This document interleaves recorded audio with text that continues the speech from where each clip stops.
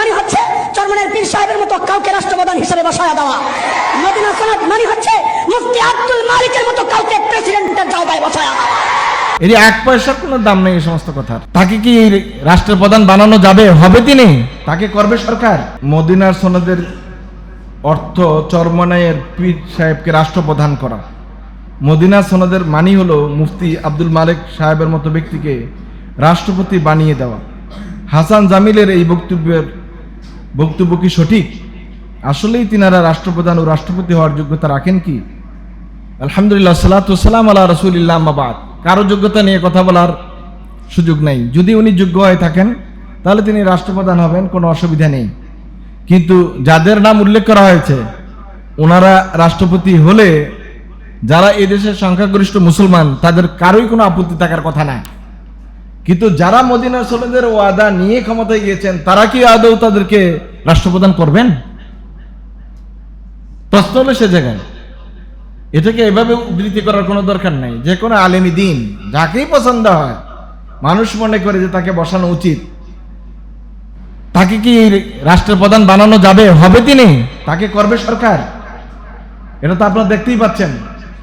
সুতরাং এগুলি হলো অবান্তর প্রশ্ন, বিরোধ তৈরি করা। এর এক পয়সার কোনো দাম নেই এই সমস্ত কথার। কারণ আপনি দেখতেছেন ভোট নেওয়ার জন্য যা দরকার তাই করা হচ্ছে। একজন সরকারের দায়িত্বশীল ব্যক্তি উনি বলতেছেন যে জুলাই সনদ যদি মেনে না নিতাম তাহলে নির্বাচনটা হইতো না। এই জন্য আমরা বলছি আমরা জুলাই সনদ মানি। আসলে এটা মানার জন্য বলি নাই, নির্বাচিত হয়ে আমরা ক্ষমতায় যাওয়ার জন্য বলছি। এটাকে আপনারা শুনেন নাই? যাদের এই দ্বিচারিত অবস্থা, দুরকম কথা বলে, মুখে একটা কাজে একটা, তারা যতই মদিনার সনদ করে কথা বলুক তারা এত পাগল হয়ে যায় নাই যে আলেম ওলামাদেরকে প্রধান মানে রাষ্ট্রপতি বানাবে। এত মাথা খারাপ হয়ে যায় নাই। আশা করতে পারবেন এই আশায় গুড়ে বালি। সম্ভাবনা 0%ও নাই। পার্সেন্ট তো কিছু থাকলেই ছিল, 0%ও নাই। এদেশের আলেম ওলামারা সবাই চায় যেই গণনারই হোক, একজন আলেম প্রধানমন্ত্রী হোক, একজন আলেম রাষ্ট্রপতি হোক, কোন গণনা মানুষ বিরোধিতা করে আমি বিশ্বাসই করি না। এটা যে গণনারই হোক, যদি ইসলামপন্থী হয়। কিন্তু যারা বলছেন এখন গলা ফাটিয়ে মদিনার ইসলামের কথা আর এই টুপ বিক্রি করে ভোট নিয়েছেন, তারা কি আদৌ এটা বাস্তবায়ন করবেন? কোনো সম্ভাবনাই নাই। আল্লাহ সুবহানাহু ওয়া তাআলা আমাদেরকে বুঝার তৌফিক দান করুক, আমরা সবাই বলি আমিন। আজকে আমরা মূলত আলোচনা শুনবো নবী আকরাম সাল্লাল্লাহু আলাইহি ওয়াসাল্লামের শিক্ষানীতি নিয়ে। রাসূলুল্লাহ সাল্লাল্লাহু আলাইহি ওয়াসাল্লামের শিক্ষানীতি কি ছিল? এটা আমাদের এখন রবিউল আউয়াল মাসের আলোচনা। রাসূলের জীবনী থেকেই কথা বলা উচিত, শোনা উচিত। এটা ইমানেরই অংশ। তো আমরা তো বিভিন্ন অ্যাঙ্গেলে কথা শুনি। এই দেশে সংখ্যাগরিষ্ঠ মুসলমানরা থাকার পরে মুসলমানদের শিক্ষানীতি কি হওয়া উচিত এই সম্পর্কে কিন্তু কেউ কথা বলে না। এই যে আপনারা একটু আগেই শুনলেন মদিনার সনদের কথা, সেই মদিনা সনদের দোহাই দিয়ে এই দেশের শিক্ষানীতি কি ইসলামাইজেশন করা হবে? স্কুলে কি আপনার কোরআন পাঠ বাধ্যতামূলক করা হবে? বিশ্ববিদ্যালয়গুলিতে কি যেই সাবজেক্টই আপনি পড়েন 100 নম্বর দিনিয়াত পড়া অথবা 100 নম্বর কোরআন পড়া, 100 নম্বর হাদিস পড়া, এটাকে বাধ্যতামূলক করা হবে? আদৌ সম্ভাবনা নাই। তাহলে এই হলো মদিনার ইসলাম আর এটা হলো প্রকৃত ইসলাম। দুইটার মধ্যে পার্থক্য এখন দেখেন। রাসূলুল্লাহ সাল্লাল্লাহু আলাইহি ওয়াসাল্লাম যে শিক্ষানীতি অবলম্বন করেছেন সেখানে আল্লাহ সুবহানাহু ওয়া তাআলা বলছেন এমন একদল মানুষ আলেম তৈরি হতে হবে। শিক্ষিত মানি, আলেম মানি এমন একটা জনশক্তি তৈরি হয়ে যাওয়া যারা সর্বতভাবে সর্বক্ষণ আল্লাহ তাআলাকে ভয় করবে। তাহলে সচিবালয়ে বসে পার্সেন্টেজ হিসাব করা লোক তারা আল্লাহর ভাষায় আলেম হতে পারে না, যদিও সার্টিফিকেট অনেক থাকে। দ্বীনি ইলমের মধ্যে আর সাধারণ ইলমের মধ্যে পার্থক্য এটাই। একজন মানুষকে যখন কোরআনের জ্ঞানে আপনি আলোকিত করে দিন, সিবগাতাল্লাহ, আল্লাহর রঙে রঙিন করে দিবেন, তখন তার কাজ, কথা, বার্তা, আমল, আখলাক সেটা বিভিন্ন রকমের। আর একটা মানুষ যতই ডিগ্রি নেই সে আক্ষরিক করতে শিক্ষিত হবে, কিন্তু সে হবে একটা অমানুষ। এই দেশ থেকে যে হাজার হাজার কোটি টাকা পাচার হয়েছে, এগুলো কোনো রিক্সাওয়ালা, ঠেলাওয়ালা, ব্যাংগারি চালায়, কারখানায় কাজ করে অর্ধশিক্ষিত মানুষ তারা করে নাই। বিদেশি ডিগ্রিধারী, অনেক উচ্চশিক্ষিত, অনেক ডিপ্লোম্যাটিক লোক তারা কিন্তু এই কাজটা করেছে। আল্লাহ সুবহানাহু ওয়া তাআলা বলছেন ইন্নামা ইয়াখশাল্লাহা মিন ইবাদিহিল উলামা, আমাকে একমাত্র ভয় করে শুধুমাত্র আলেমরাই।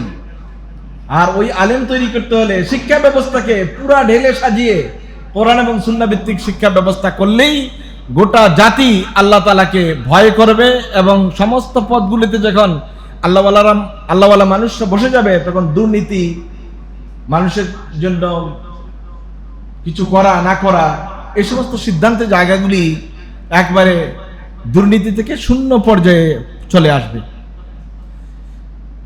কিন্তু ওই জ্ঞানের কোনো মূল্য নাই, যে জ্ঞান মানুষদেরকে একটা অমানুষ তৈরি করে। আল্লাহ সুবহানাহু ওয়া তাআলা এখানে উল্লেখ করেছেন, মাসালুহুম কামাসালি হিমারিন ইয়াহমিলু আসফারা, তাদের উদাহরণ হলো ওই গাধার মতো, যার অনেক পুঁথি বই নিয়ে যদি তাদের পিঠে চাপিয়ে দেওয়া হয়, তো গাধা তো আর আলেম হবে না, গাধা গাধাই থেকে যাবে।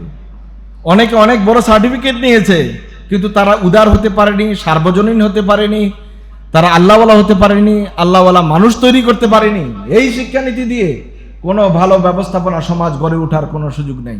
এটা তো প্রমাণ যে 50-60 বছর বাংলাদেশ স্বাধীন হয়েছে, এখানে যে শিক্ষানীতি চালু হয়েছে আপনারা দেখতে পেয়েছেন, ওই শিক্ষানীতিগুলোতে যারাই ক্ষমতায় গিয়েছে, তাদের দল, তাদের মানুষ, তাদের ঘরা মানুষগুলো সবাই দুর্নীতিতে আকণ্ঠ মজ্জিত ছিল। 1 নম্বর রাসূলুল্লাহ সাল্লাল্লাহু আলাইহি ওয়াসাল্লামের শিক্ষানীতির 1 নম্বর উসুল, 1 নম্বর কাজ, এটা কি? স্রষ্টা এবং রবের সাথে মানুষের পরিচয় করিয়ে দেওয়া। আমার রবকে, আমার স্রষ্টাকে, তার জন্য আমার ডিউটি কি, এটি আল্লাহ তাআলা প্রথম শেখাতে চান, জানাতে চান। এটা ইসলামের প্রথম শিক্ষানীতি। যদি আপনি আগডুম বাগডুম পড়ান, এটা দিয়ে তো আপনার শিক্ষার্থীরা দিন সম্পর্কে কিছুই শিখলো না, আল্লাহর পরিচয় লাভ করলো না। কোরআনের প্রথম আয়াত দেখুন, আল্লাহ তাআলা কি বলেছেন, ইকরা বিসমি রাব্বিকাল্লাযী খালাক, পড়ো তোমার রবের নামে যিনি তোমাকে সৃষ্টি করেছেন। তাহলে রব কি, আমাকে কি সৃষ্টি করেছেন, এই প্রশ্নের উত্তর কিন্তু প্রথম আয়াতই শেষ। প্রথম শিক্ষানীতিটাই হবে, যেই শিক্ষানীতিতে মানুষকে আল্লাহর পরিচয় জানতে দেয় না, এই শিক্ষানীতি কোনো শিক্ষানীতি না। কারণ আল্লাহ তাআলা চাচ্ছেন এমন মানুষ তৈরি করা যারা আল্লাহ তাআলার পরিচয় সম্পর্কে সম্যক জ্ঞান রাখেন। এদেশে শতকরা 90% মুসলমানের দেশে এই শিক্ষানীতির মধ্যে আল্লাহর পরিচয় লাভের জন্য কোনো সুযোগই রাখা হয় না। শিশু শ্রেণীতে অর্থহীন অবাস্তব কিছু সিলেবাস দিয়ে দেওয়া হয়েছে, হাট্টিমা টিম দিয়ে দেওয়া হয়েছে। এগুলোতে তো মানুষ কিছু শিখছে না। অথচ আল্লাহর নাম নিয়ে কিছু ছড়াও তৈরি করে দেওয়া যেত, কিছু ছোট ছোট বাক্য তৈরি করে দেওয়া যেত, কিন্তু সেটি করা হয়নি। ইসলামের শিক্ষার মূল মন্ত্রই হবে তাওহীদ, আল্লাহ রাব্বুল আলামিনের একত্ববাদ সম্পর্কে জানা, চেনা, শেখা, বুঝা। যদি এটি আপনি একেবারে মিন বেদায়েতে উমরিহি, একটি বাচ্চার জীবনের শুরু থেকেই আপনি করে দিতে পারেন, এই বাচ্চা আল্লাহ বিরোধী হওয়া, নাস্তিক হওয়ার কোনো সম্ভাবনাই নেই। কিন্তু যেই ছেলেটা পড়া শুরু করে আল্লাহর নাম ছাড়া, সেই ছেলেটা আল্লাহর পরিচয় জানবে কবে? আপনারা দেখেছেন ঢাকা বিশ্ববিদ্যালয়ের একজন প্রফেসর, তিনি আসসালামু আলাইকুম ওয়া রাহমাতুল্লাহ এটা বলাকে বলছেন এটা জঙ্গিবাদী সালাম, এটা ব্যাকডেটের সালাম। তো ওনার সালাম কি? ওনার সালাম আসসালামু আলাইকুম, এটা হলো ওনার সালাম। তাহলে উনি ঢাকা বিশ্ববিদ্যালয়ের মতো একটা বিশ্ববিদ্যালয়ের প্রফেসর হয়ে, প্রচুর পড়াশোনা করে, এত ডিগ্রি নিয়ে, একজন মুসলমানের ছেলে হয়ে শুদ্ধ করে সালামটা পর্যন্ত দেওয়া শেখেন নাই। শুদ্ধ করে যিনি সালামটা পর্যন্ত দেওয়া শিখলেন না, আল্লাহর ভাষায় তিনি আলেম হওয়ার কোনো সুযোগ নেই। এই কারণে তার আল্লাহর বিদ্বেষটা রয়ে গেছে। যেহেতু কোরআনটা সে পড়ে নাই, বুঝে নাই, দিনটা জানে নাই, রবের পরিচয় জানে নাই, কোনো দিনেই তার অন্তরে আল্লাহর ভয় ঢুকার কোনো সুযোগ নেই। এজন্য যারা শুধু সাধারণ লাইনে পড়াশোনা করেছে, তারা তাদের বক্তব্যই দেখবেন একটু হিংসাত্মক, শ্লেষাত্মক, এবং তারা নাস্তিকতার বক্তব্য দিয়ে যায়।